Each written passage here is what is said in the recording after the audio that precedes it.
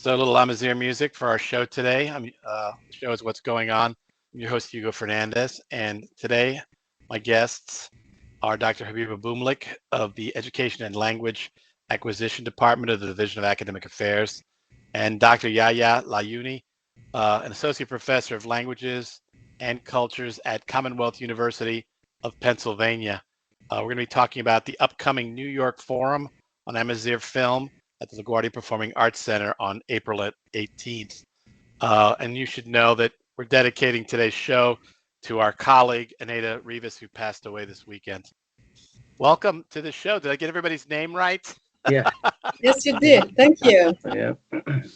And Habiba is a regular on the show. She's been on the show before. In fact, she was. I don't know what the last time was. If it was for the last festival,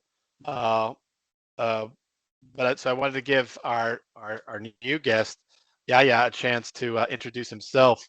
So, Yahya, just tell us a little bit about your background, maybe even your studies, and a little bit about the work you do at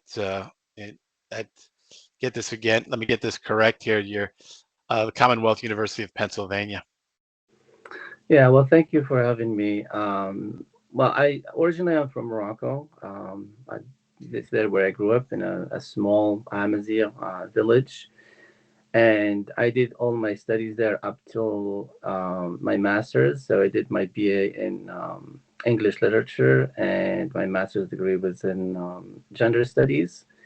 And when I moved here to the U.S. in 2006, I started my PhD at University of Pittsburgh at the French department, where I worked on French film and identity. And currently, I have been teaching here at Commonwealth University. It's an integration process that we went through.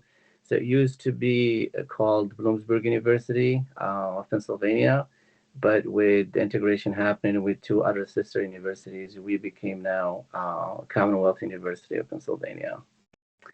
And here I teach French, I teach Arabic, and I also teach courses related to film and culture as well. Okay, very good. I would ask this question: how's your enrollment? Well, it's like up and down. Sometimes it's right. good, sometimes not. I think we are more because we just started this integration process. Things are a little bit going slower for the time being, but I think we're getting there. Okay, good. I mean, as are we. I'm told. In my photo program, not so much, but the rest of the college supposedly. So Habiba, I'll let you get into the conversation by talking a little bit. How did the two of you come together and then to work on this particular project? I guess the forum. So you want to talk about that? Because Yahya is new. I mean, last year you were on the show.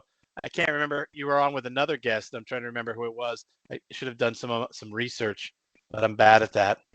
Don't worry about it. When I started this film festival back in 2015, I worked with another group, but then Lucy McNair from the English department, who unfortunately was not able to be with us today, joined me, and then we both prepared the second edition, and we've been working together on the project until now. So this is our ninth edition, and so this film festival is unique in that it has a very important pedagogical component. We create assignments, we choose readings, and since our first audience are students, and we also present in conferences, because what we're doing something that is unique. It's also, we pursue a scholarly work.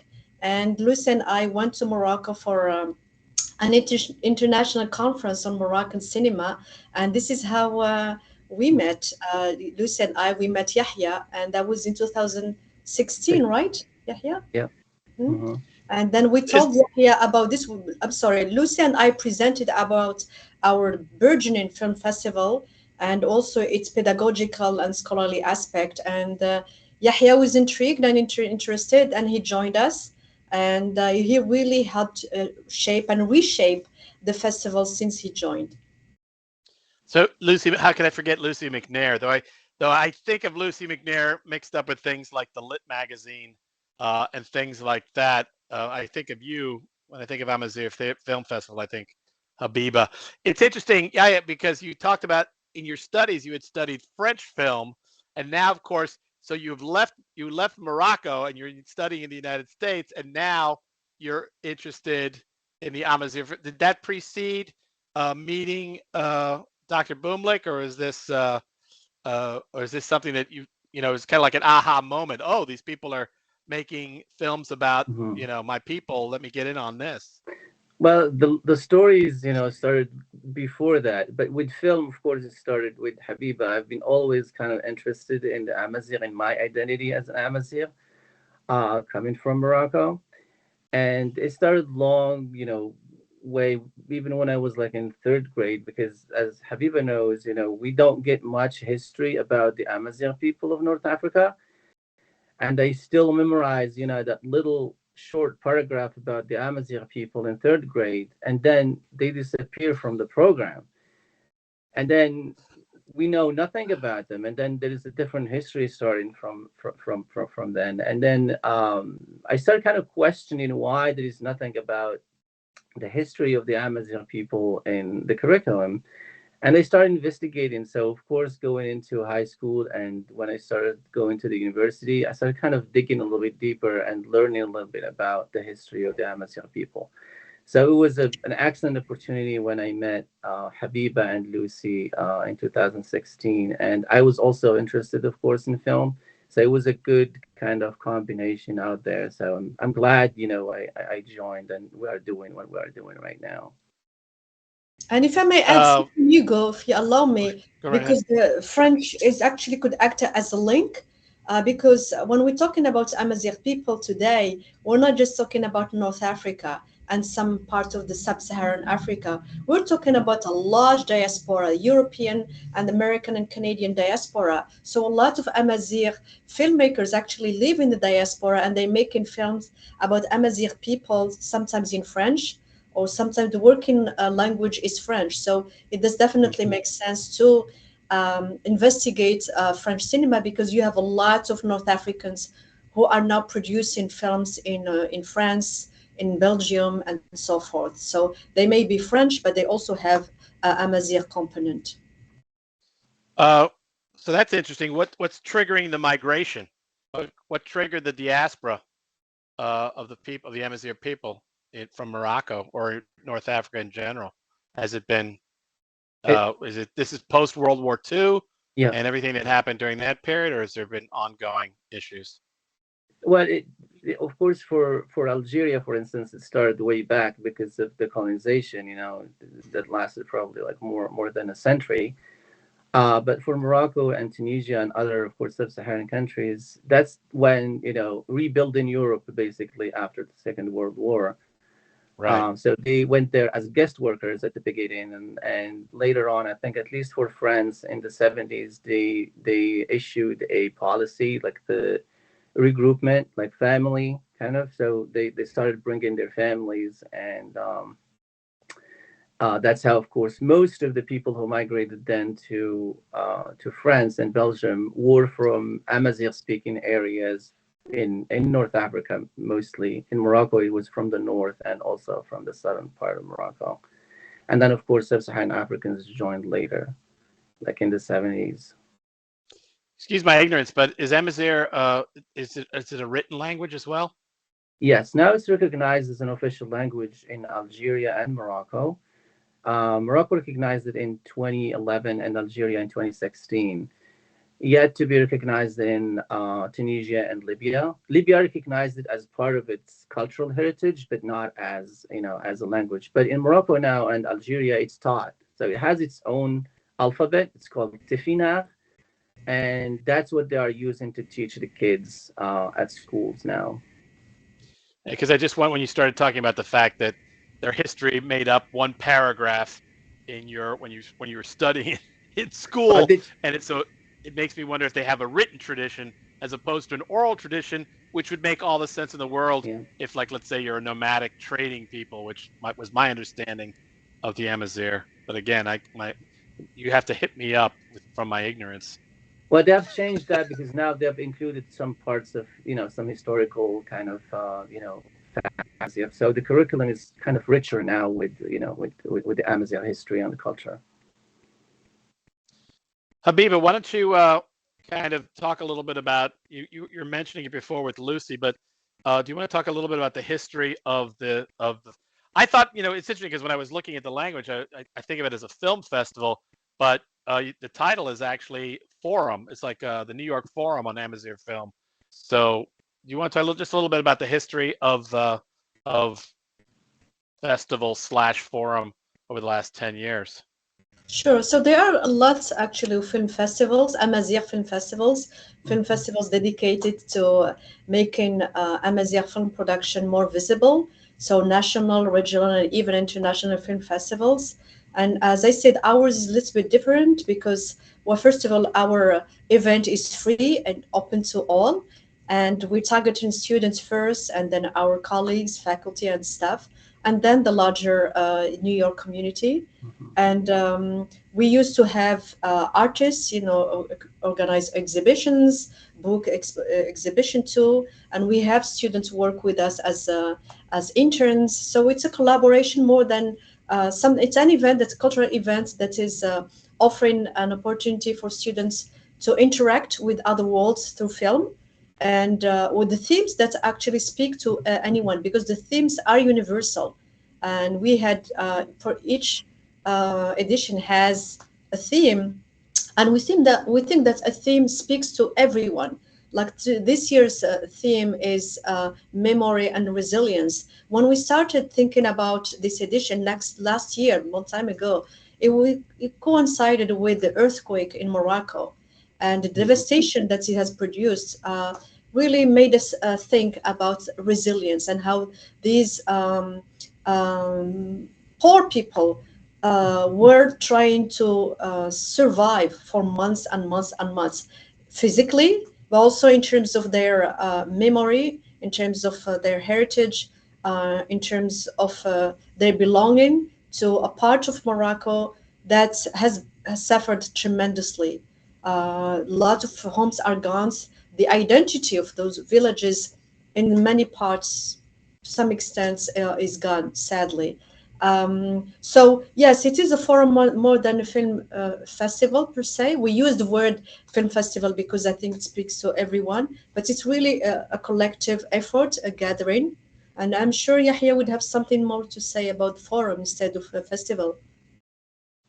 Um, well, yeah, just in addition to just what you said, Habiba, about the where the earthquake hit, it's mostly concentration of Amazigh, communities, like, and um, when you're talking about identity and how they're related, you know, some of the government programs, they were trying to relocate those people somewhere else, but they didn't want to. They want to stay where they are, and that speaks again to their connection to their land and to their homes.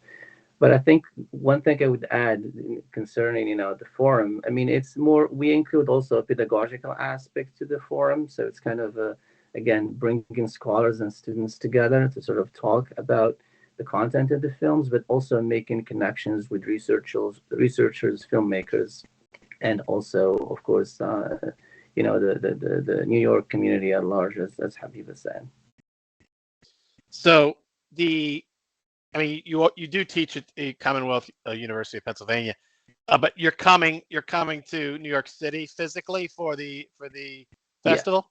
Mm-hmm. All right, and will there be any connection with the university, in Pennsylvania, as part of this, or you're coming as a scholar to engaging in our activities here? I did once bring students that we wanted to make that connection. I mean, I go there as a scholar, as part, of the team, as an organizer. But 1 year, I think, or 2 years, I have brought students from our university to NIFAF, to the forum. I was not able to do so. When COVID hit, of course, we moved online, and since then I was not able to do so. But hopefully, in the future, I will make more connections between our university and also the forum at LaGuardia, definitely. We look forward to you coming because this is next week, right? On the 18th. So here's a question. You talk about the fact that obviously there are filmmakers, there are Amazigh filmmakers living all over the world. When you cast the net to start figuring out what's going to make up this year's highlighted films, how do you go about doing that? I mean, is this like you send out the word, or are you just kind of culling from the work that's being produced? And is it? I mean, obviously you want to focus on the theme. So do sometimes you have to say, well, we'd love to show this film, but it doesn't fit in with the theme. So what are we going to do? That kind of thing. Habiba, you wanna?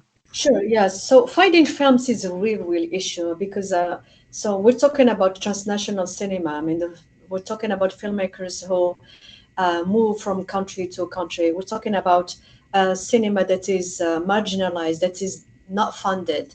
We're talking about censorship, especially in the case of Algeria. So it's really difficult first to produce a film, and once the film is produced, it is very difficult to distribute the film. So finding distributors is a real issue.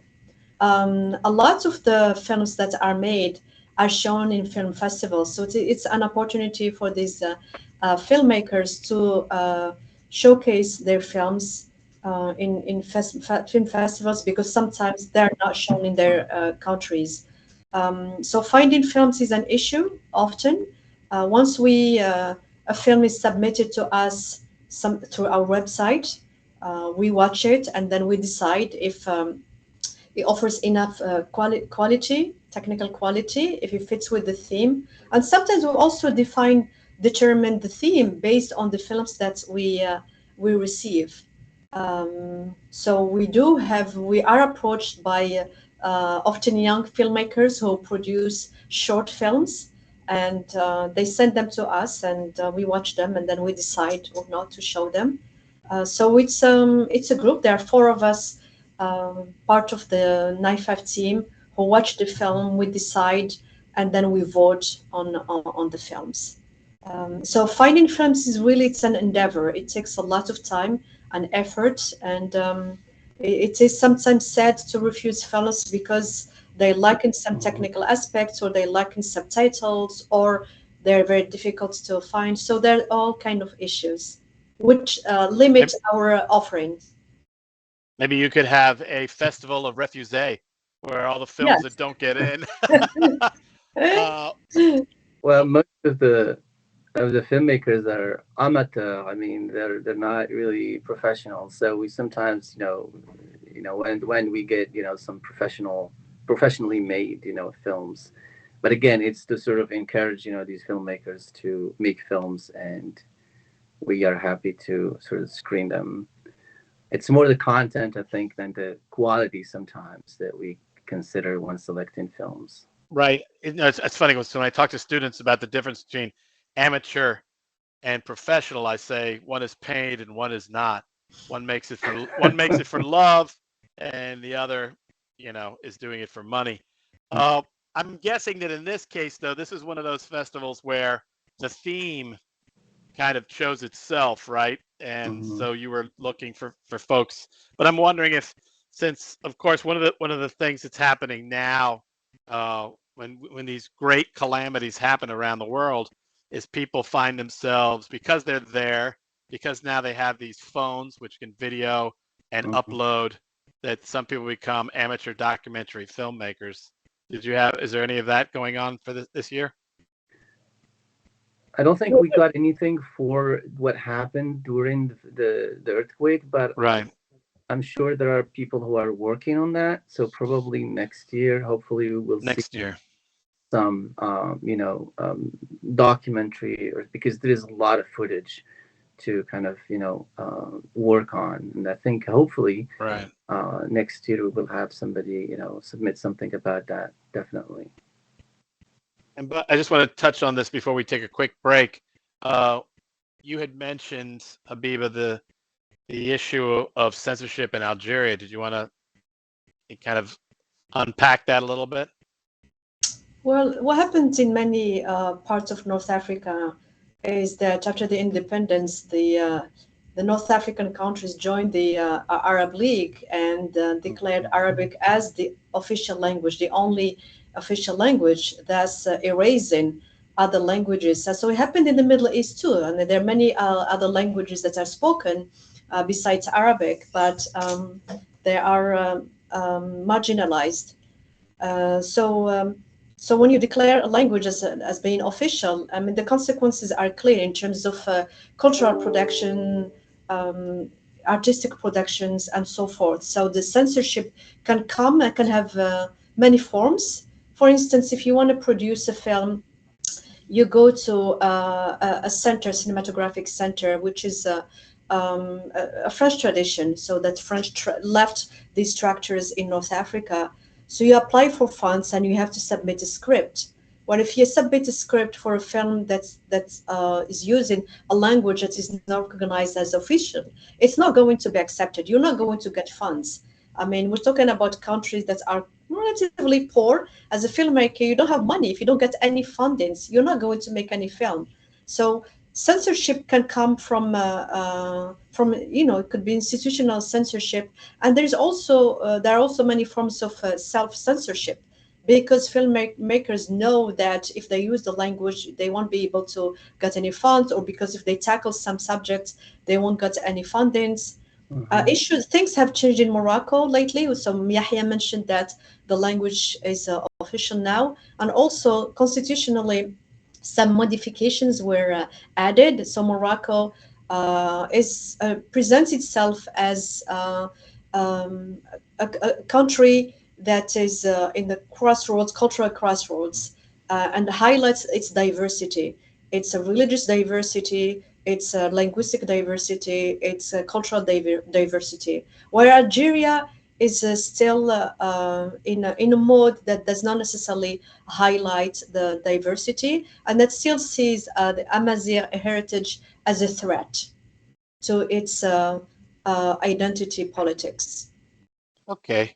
It's 1:30. The show is What's Going On. I'm your host, Hugo Fernandez, and today my guests are Dr. Habiba Boomlik, who of the Education and Language Acquisition Department of the Division of Academic Affairs, and Dr. Yahya Laouni, an associate professor of languages and cultures at Commonwealth University of Pennsylvania.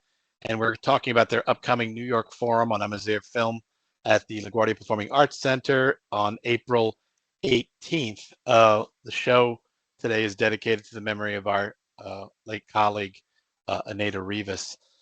So let's talk about movies. What are some of the movies that folks can expect to see, or some highlights that you would like to talk about?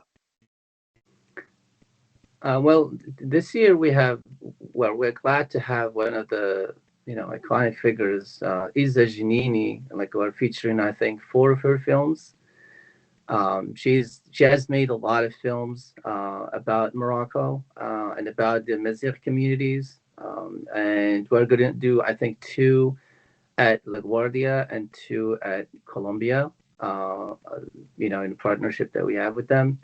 And it's just amazing to see her films again, and to kind of, because she had made these films like a while back, like in the 80s and 90s, but they still speak to today's reality and today's social and economic, and also the cultural kind of struggle that these communities have been going through. Other highlights I think for this year is one of the films is made by Marzaq Alouash, who is a professional filmmaker. He has made many films, and is an Algerian filmmaker. And we also have, and I think this is coming back because we stopped doing it, I think, in the previous editions, and then this is coming back, which is a short film competition. And we have, I think, about 4 or 5 films this year.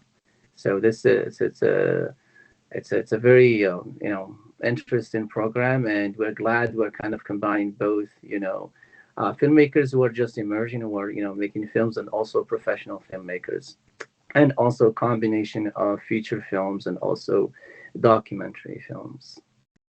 Habiba, if you know. Sure. If I may Habiba, add something So we have 4 portions. So for those who are listening, so 10:30 in the morning on the April 18th, it's a Thursday.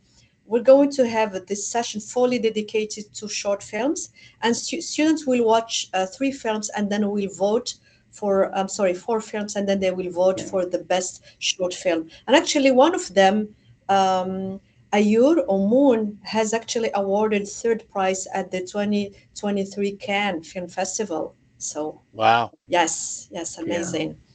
And then we're going to show another film that is a little bit longer. It's 37 minutes, and the filmmaker is trying to get a visa and to come from Algeria. He is still struggling with his appointment with the Mhm. visa. We still don't know if he's going to be here. His name is Morad Bouamran. If he gets the visa, he will be here, and we'll be very, very happy to have him lead a discussion about his film. So that's the morning at 10:30. In the afternoon, Yahya mentioned Isa Ganini from 2 to 4. She's amazing. She made documentaries. Her old documentaries go back to the early Yeah. 70s. And she made a film that became like a hit. I mean, Yeah. actually, Mhm. um, Cons. Yeah. so yes, Hans, definitely. It's just amazing. So she will be here. We will showcase 2 of her films, and then we will discuss them. Traditionally, we'd have a concert or at least like a musical portion. This year, we're actually doing things differently. So at 4:30, we're going to have a dance workshop, and it's going to be led by an Algerian dancer, and she's going to invite students, Mhm. up to 20 students, I think, on the stage, to the stage, and she's going to show them some moves about this shawi dance from Algeria. And our evening session will start at 6 o'clock with a feature film by Mirzak Alwash. Mirzak Alwash is an Algerian filmmaker who is really, Mhm. really famous in the realm of Maghrebi or North African cinema. He lives in France, and he made some really, really influential films. And this film is quite new. It was released in 2023, and we'll be really happy to discuss his film after we screen it. So this is at La Guardia on the 18th. But on Friday, the 19th, we are going to Colombia. We have collaborated with Columbia University in the past, and we're going back, and we're going to screen two documentaries Mhm. of Zaganini and another short film. And Yahya mentioned Zaganini in her work on Amazigh communities, but Zaganini is also interesting because she is as proud Mhm. of her Amazigh heritage as she is of her Jewish heritage. So she also did many things about music, Moroccan Jewish music, and some traditions.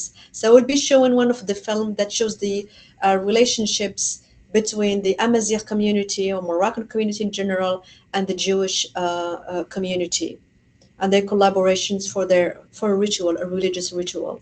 So I think it's a rich program, and we do hope to have our colleagues bring their classes and or just come to watch the films and be part of the discussion. Yeah. This does sound amazing, and you're like flying. People are flying in, and I'm wondering who supports this. Where does how is this made possible? You know, uh, Well, I don't know if you're renting films or how it all works, but I was just kind of listening to how fabulous it was. And I was saying like, wow, who's bankrolling this? so yeah, I mean, I'm so thankful to LaGuardia. First of all, thanks to the Performing Arts Center. I mean, LPAC has been amazing since day one. So this is the ninth edition, and they have been terrific, Mhm. supportive, terrific since the beginning. We use the little theater, or we use their team. They provide all the support we need, and they also contribute to the film festival every year, nonstop. In the past, we have received some money from the Student Association, and applied for that grant, once a year, sometimes twice a year. This year, we didn't get any funds Mhm. from LaGuardia, but we're happy that LaGuardia, the Colombia, is supporting the film festival this year. And so next year is our big edition, Mhm. the 10th edition, and we are counting on the financial support of LaGuardia. So whoever is listening to us, LaGuardia, please, next year, the 10th edition will be crucial. Yeah, we're gonna talk about the future in the last quarter hour. I just want to keep it in the present. So, uh, again, you talked about the pedagogical aspect of this and the fact that people are pushing in classes and there will be student participation in the form of judging. Yeah, what do you hope the goal is for this? Is this to just expose students to other cultures, or are we encouraging folks to go into filmmaking of some type, whether it's documentary, whether it's fiction about their own lives? I mean, I'm trying to think. Is there, if we always look at the institutional profile of LaGuardia, and so what portion of the population of students do you think would identify with this population? I mean, I'm doubting that we have a lot of students that identify as Amazigh, or even if we had that button to press when students sign in. I guess they would be through national. They would come in nationally, right? They would be chosen by North African heritage and things like that. But I'm just wondering, the goal as far as the student piece of it. Well, if I may start, for the pedagogical aspect, we generally make an assignment. We choose a film and we make an assignment specific to that film. And of course, we distribute it to students and also professors to sort of use it in their classroom. In terms of how the connection between the students and who has their North African heritage or not, I think we're trying to expand and then kind of reach out to more indigenous people in general, because we are connecting that. We're adding that component. It has always been there, but I think we're making more connections with it. And we had in the past students who actually, when watching films, from different cultures, and we know that, of course, LaGuardia is one of the most diverse, communities in New York and probably in the U.S. And there are many students coming from, of course, different backgrounds, and then the connections that they have been making with the films, at least what I witnessed, what I saw, is really amazing. That, okay, well, I have the same experience, or we have the same cultural practice, or we use certain things that we also saw in the films, relationships and that sort of things. So I think it's not just the reaching out, of course, to the Maghrebi, community, but also to all the indigenous peoples who, are there, kind of trying to make these connections with the Amazigh experience as well. And I think that's one big gain, I think. And also I think we're fortunate that we have the forum at LaGuardia, and we have that large sort of audience and as diverse as it is. And if I might add, the forum transcends the boundaries of language and nationality and belonging. This is why we focus on the theme. I think it's really important, and we try to choose themes based sometimes on the events, such as one year our theme was Me Too, because I mean there were so many things about Me Too. We also found films that talk to this crucial issue in not only in Amazigh societies but in North Africa and North African diasporas in general. And we saw that it was universal theme. These issues, touch every woman in any part of the world. Today's theme, for example, memory and resilience. We, as Yahya said, we are in one of the most diverse boroughs. We have students who are recent immigrants. We are in New York, and we keep talking about the new influx of immigrants. I mean, if the theme is not relevant to these new immigrants, I don't know what else to say. I mean, memory for a recent immigrant is crucial. Resilience. Life is not easy. Okay, we know our students struggle. Okay, they are resilient, and I think when our students watch the films, well, films are subtitled in English. Okay, so they would see people struggling, they would see people tackling issues of memory, and I think these films speak to them They could speak to their parents, to their grandparents, to their heritage. So when we showed films about work, for example, the gender division of work, for example, well, I think that's universal, no matter what the origin of the student is. I mean, I think students are able to see those gender divisions of work, for example, or gender roles. And so they transcend, I think, cultural boundaries, even here in the US, and they're still relevant. So I think a film from the Amazigh world, we happen to be from there, and we're showing films from that part of the world. But if we were from, I don't know, like from Senegal or Mexico, perhaps we would choose films that are also equally relevant with similar themes. I just did a quick hard target search on our institutional profile. We have over 70 students from Egypt.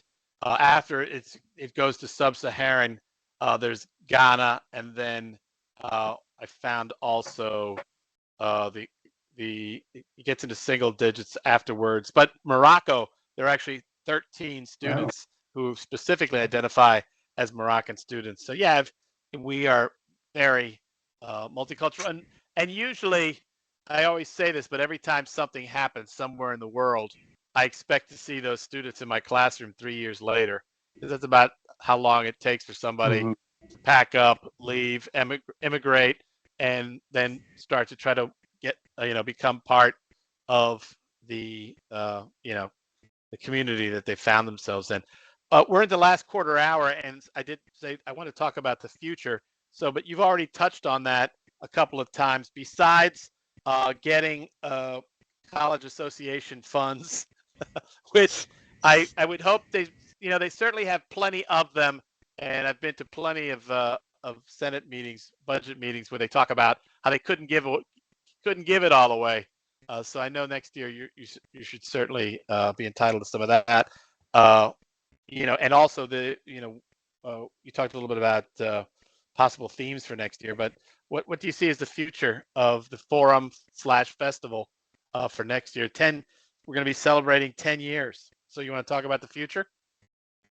Go ahead, Yahya, Yeah. because you're doing something really, really important with the Lucy the book. Yeah, so of course the forum, since it started, there has been always like we're thinking about how we could, of course, move on with this to kind of make it more academic in a way, to write something like articles or special issue. So 2 or 3 years ago, we started thinking about that. So Lucy and I are editing a volume on Amazigh cinema. It's the first of its kind, like in English. There are others like in French, but there is none in English. So this would be the first, and we have some of the really great scholars, contributing to the volume. Habiba is one of them, and the team, all of us are. But there are also some from France, some from Morocco, I believe, and also Canada. So, and it is going to be, we're going to celebrate the 10th edition. The publication of the book is going to be during that time. So we are expecting, we are now in the final phases of the publication. So we have been told, that by the 10th, by April 2025, the book will be ready, and we will, of course, it's going to be, a big celebration then.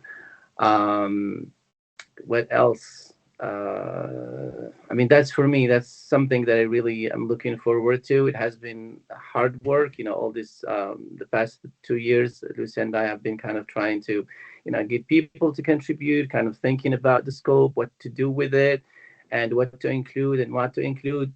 There is still, of course, hopefully with this book, we can get more interest in people writing about Amazigh cinema, especially in English, and making, of course, more contributions to, highlight and also focus on specific films, in general. So, yeah, that's for me. I would let Habiba continue on the.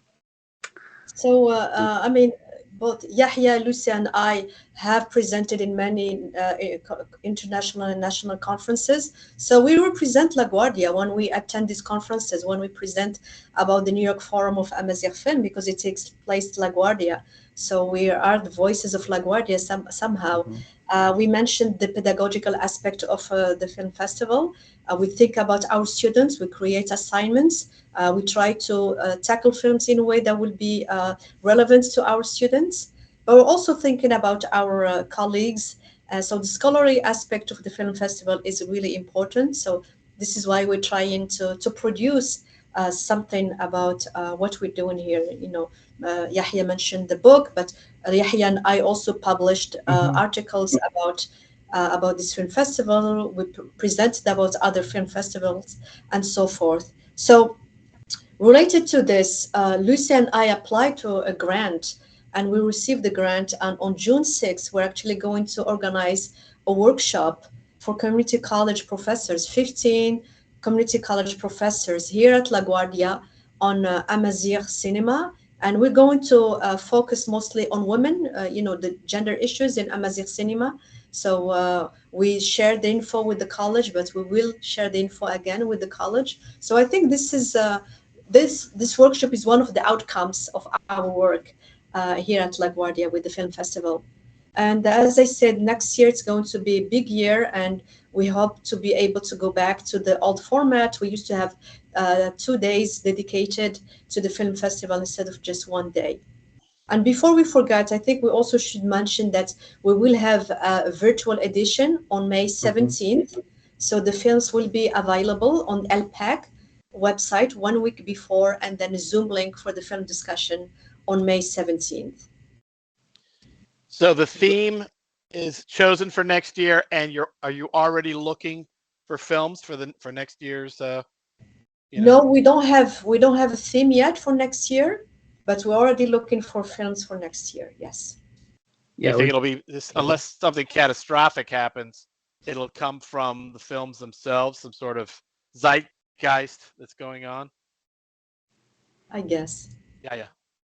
yeah. I think for the films, I think you asked a question about this earlier, which is sometimes we also rely on the generosity of the filmmakers, so they don't charge us for any fee. Right. And and we're glad they want just their films to be screened, and we wish to give them something, but sometimes when we do, of course we have that, but when we don't, they just sometimes just wants to also highlight and contribute to the Amazigh cinema in general. But again, we accept films as we go, so it's like a kind of a uh, for instance, when we decide that, of course, this edition we have finalized it, there are certain films that we didn't include, but then of course we tend to include them in the following edition. So we're not really concerned about new old films, as long as they touch on the Amazigh identity, culture, history, or anything that's related to the region. So it isn't so much about this year's films; it's about getting Amazigh film out there, Yes. even if it's a few years old. We're kind of getting to the end of the show. We get a little more music that we put. Which, by the way, when I went looking for Amazigh music, I found this lovely woman who's performing that opened the show, and we're gonna have another one. And the reason I chose the second one, even though I know it's not it's Spanish. They're singing in Spanish, but it's so cinematic.